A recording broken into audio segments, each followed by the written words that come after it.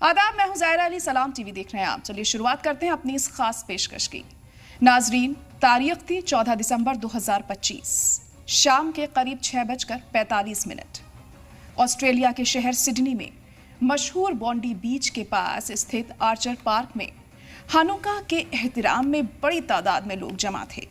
बच्चे, बुजुर्ग और परिवार अपने अपनों के साथ खुशी के लम्हे बांट रहे थे। हल्की ठंडी हवा चल रही थी। मेनोरा की रोशनी में चेहरे चमक रहे थे। मिठाइयों की खुशबू और हंसी की गूंज पूरे पार्क में फैल रही थी।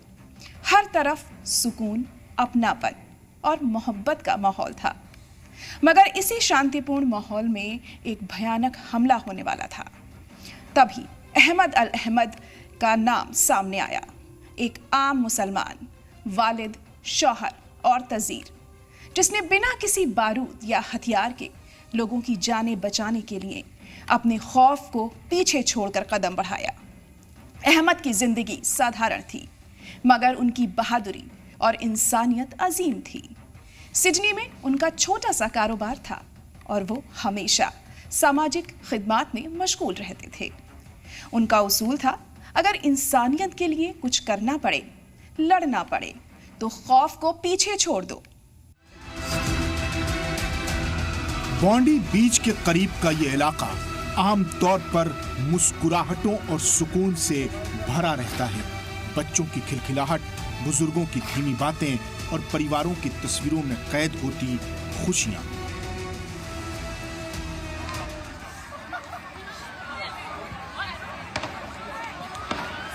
मगर उसी खुशी के दरमियान अचानक खौफ ने दस्तक दी। हवा में बेचैनी घुल गई और दिलों की धड़कनें तेज हो गईं।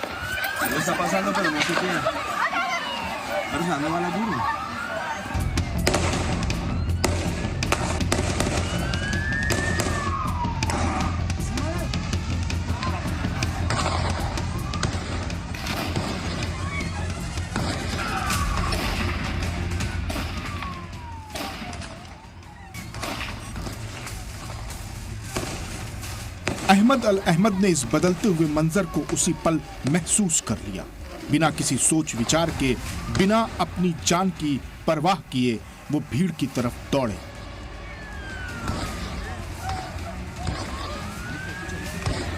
कुछ लोग ऐसे होते हैं जो खतरे के वक्त सवाल नहीं करते, सिर्फ इंसानियत का फर्ज पहचानते हैं।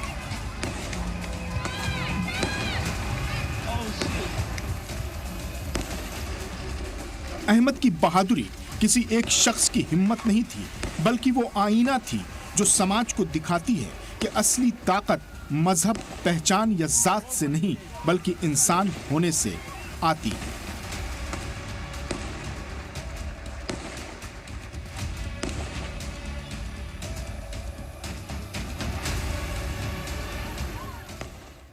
बॉन्डी बीच पर जो हमला हुआ सिर्फ एक लोकल वाकया नहीं था। ये हमला उस भरोसे और शांति पर हुआ जो इंसान एक दूसरे में रखते हैं। हर लम्हा कीमती था। खौफ और अफरा तफरी ने लोगों की सांसें रोक दी थीं। वहां मौजूद लोग, बच्चों से लेकर बुजुर्ग तक, अचानक खौफजदा हो गए।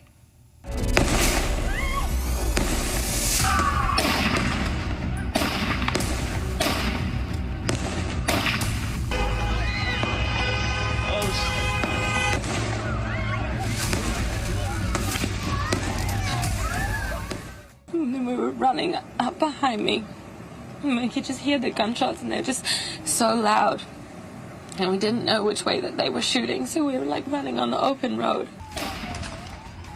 बिना हथियार, बिना किसी सुरक्षा के अहमद ने अपने अंदर के खौफ को पीछे छोड़ दिया। सामने अफरा तफरी थी, जख्मी जिस्म, सहमे हुए बच्चे और डर से भागते बुजुर्ग। When I look behind me, there was the event. So when I saw the event, I saw someone injured underground with the blood. It looked like on his neck, like it was like 10 meters from me. So in that moment, when I see that, I just run. So I didn't look behind.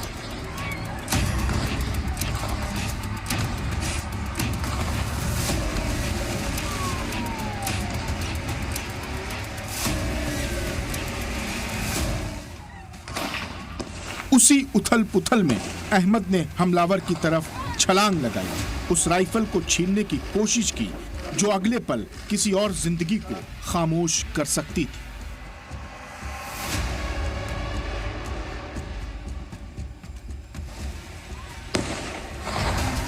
मौजूद लोगों और सुरक्षा बलों ने घायलों को संभाला और अहमद को फौरन अस्पताल पहुंचाया गया। उनका यह कदम निहत्थे होकर मौत के सामने खड़ा होना उस पल कई और जिंदगियों के लिए ढाल बन गया।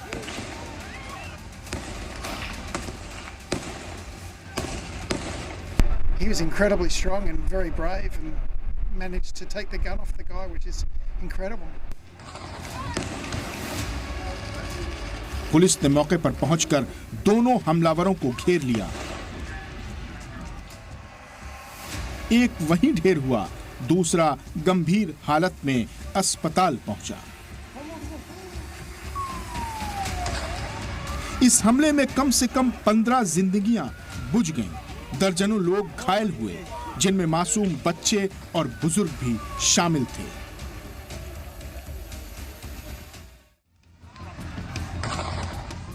और इसी अंधेरे के बीच अहमद की हिम्मत एक रोशनी बनकर उभरी। लोकल और सोशल मीडिया ने इस लम्हे को कैद किया और एक आम मुसलमान पूरी दुनिया की नजरों में इंसानियत का सबसे बड़ा हीरो बन गया। Yeah, I think he's a national hero for sure. Probably international hero. A lot of people around the world wouldn't have done that. A lot of people would have run away from the gunfire. He ran towards it. So fair play to him. Probably saved a lot of lives. जब दुनिया में कोई हमला या दहशतगर्दी का वाकया होता है, सबसे पहला सवाल ये उठता है कि हमलावर कौन थे और उनका मकसद क्या था। मगर हकीकत ये है कि दहशतगर्दी का कोई मजहब नहीं होता। ये स्थिति उन नफसानी विचारों का नतीजा होती है जो इंसानियत को डराती है और लोगों के दिलों में बेएतमादी भर देती है। अहमद अल अहमद जैसे लोग हमें याद दिलाते हैं कि असल बहादुरी और इंसानियत की दास्तान किसी पहचान या मजहब से ऊपर है।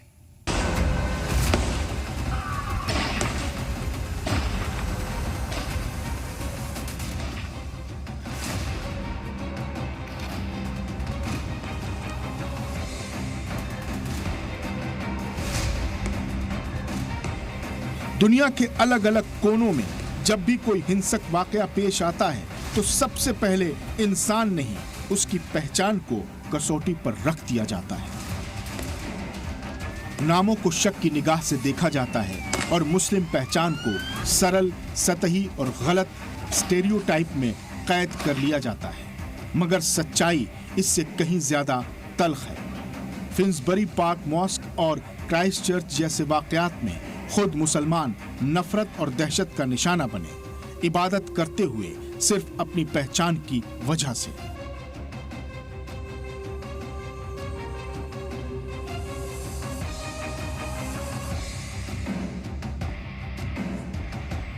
अमेरिका के बुफालो शहर में हुआ नस्लवादी हमला यह भी याद दिलाता है कि हिंसा किसी एक मजहब की पैदाइश नहीं, बल्कि उस नफरत की देन होती है जो इंसान को इंसान से अलग कर देती है।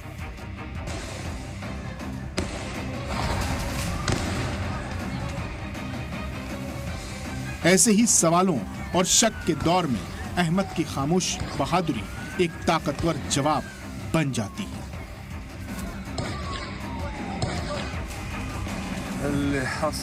My son is a hero. He served with the police and in the Central Security Forces, and he has the impulse to protect people. When he saw people laying on the ground and the blood everywhere, immediately his conscience and his soul compelled him to pounce on one of the terrorists and to rid him of his weapon. निहत्थे होकर खतरे का सामना करना किसी एजेंडे का नहीं, बल्कि इंसानियत की तालीम का ऐलान है। अहमद की कहानी बताती है कि मजहब की असल रूह मदद, हिफाजत और मोहब्बत में है, ना कि दहशत और तबाही में। और इसी वजह से अहमद सिर्फ एक नाम नहीं रहते, बल्कि उस सच्चाई की मिसाल बन जाते हैं जिसे दुनिया को बार बार याद दिलाने की जरूरत है। नाजरीन, अहमद की कहानी सिर्फ बहादुरी की नहीं है, ये कहानी उस एतमाद और भरोसे की है जो इंसानियत से होता है। जब हर कोई खौफ और शोक में था, अहमद ने अपने खौफ को पीछे छोड़ दिया। उन्होंने साबित किया कि इंसानियत मजहब, जात और पहचान से ऊपर है।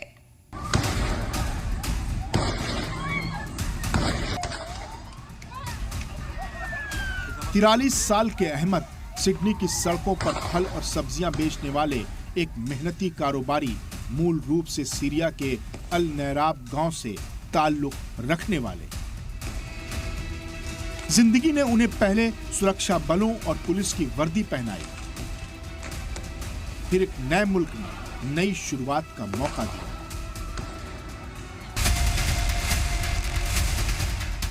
हमले के बाद कई गंभीर ऑपरेशनों के बावजूद अहमद की रिकवरी जारी रही और अस्पताल के उसी कमरे में ऑस्ट्रेलिया के प्रधानमंत्री एंथनी अल्बनीज़े ने उनसे मुलाकात की। Think you've got your heart is strong.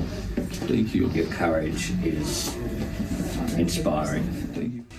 प्रधानमंत्री ने कहा, अहमद हमारे मुल्क की बेहतरीन पहचान का प्रतीक है, जिनकी बहादुरी ने कई जिंदगियां बचाई।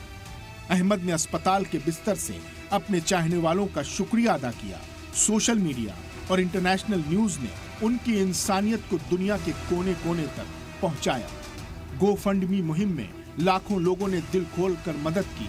सरहदों से परे आया ये समर्थन ये साबित करता है कि अहमद की कहानी सिर्फ ऑस्ट्रेलिया की नहीं रही। उनके परिवार और सीरिया के उनके गांव के लोगों ने कहा कि यह कदम सिर्फ बहादुरी नहीं बल्कि इंसानियत को बचाने का अमल था और पूरा अरब वर्ल्ड इसे फख्र से देख रहा है।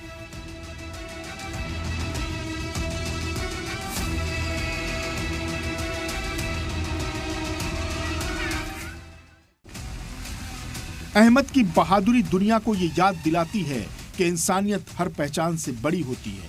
उस रात उनका जज्बा सिर्फ कुछ जाने बचाने तक सीमित नहीं रहा। उसने समाज को ये सिखाया कि डर के सामने खड़े होना सिर्फ हिम्मत नहीं बल्कि दूसरों की हिफाजत का नाम है। सोशल और इंटरनेशनल मीडिया, परिवार, समुदाय और वेल विशर्स सबने उनकी हिम्मत को सलाम किया।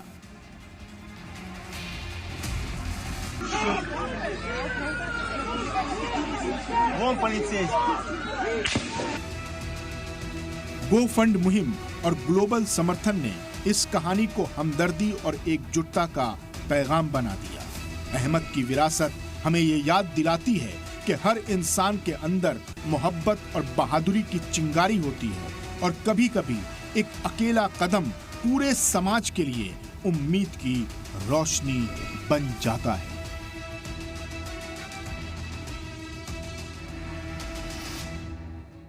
बॉन्डी बीच की वो रात दर्द से भरी थी, जहनों और दिलों पर गहरे जख्म छोड़ गई। मगर उसी अंधेरे में एक मुसलमान की हिम्मत ने दुनिया को फिर याद दिलाया, दहशतगर्दी का कोई मजहब नहीं होता और इंसानियत हर मजहब, हर पहचान से ऊंची होती है।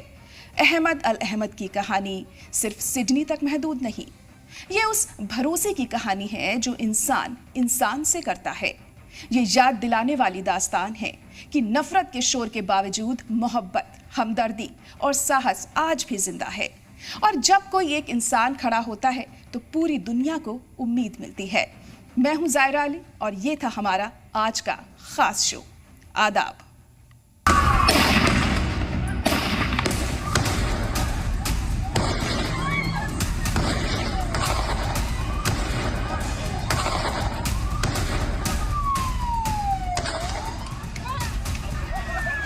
And we didn't know which way that they were shooting, so we were like running on the open road.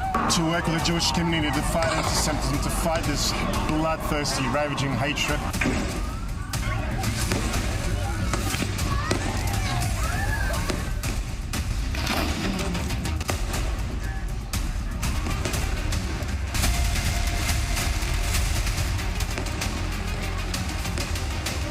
He was incredibly strong and very brave and managed to take the gun off the guy, which is incredible. Yeah, I think he's a national hero. He saved a lot of lives.